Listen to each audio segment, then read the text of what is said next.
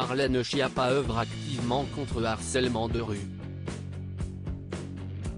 De passage sur le plateau de TPMP, ce jeudi 15 avril, la ministre déléguée auprès du ministre de l'Intérieur et chargée de la citoyenneté, est venue présenter son tout nouveau dispositif visant à lutter contre les harceleurs en créant des quartiers sans relou. Cela se matérialisera par la mise en place d'un baromètre ayant pour but de mesurer l'ampleur du harcèlement de rue, et ainsi, d'identifier des zones rouges. Une fois ces fameuses zones cartographiées, des actions pourront être mises en place, comme par exemple l'intervention surprise de policiers en civil. Si cette cause lui tient autant à cœur, s'y est-il aussi parce que Marlène Schiappa a été victime à plusieurs reprises de harcèlement de rue et ce depuis son enfance.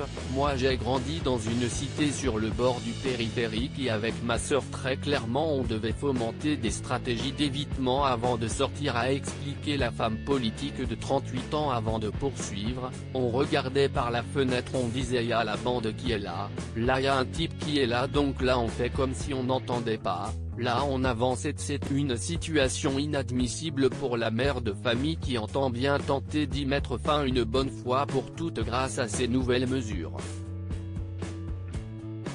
Marlène Schiappa, j'ai eu la peur de ma vie alors qu'elle était questionnée par Jean Messia sur les profils de ces fameux relous. Marlène Schiappa a fait comprendre qu'il pouvait s'agir de n'importe qui, en racontant une seconde malheureuse expérience à laquelle elle a été confrontée récemment. J'ai été suivie dans un train par un type qui était bien sous tout rapport, à la gare Montparnasse, qui était en costume cravate avec une petite mallette et un gobelet Starbucks et qui m'a suivi. J'ai eu la peur de ma vie, je m'en suis sorti, je ne sais pas comment, a-t-elle relaté avant de conclure. Je crois qu'avoir un costard et habiter dans le 16e ça ne garantit pas que vous n'allez pas avoir affaire à un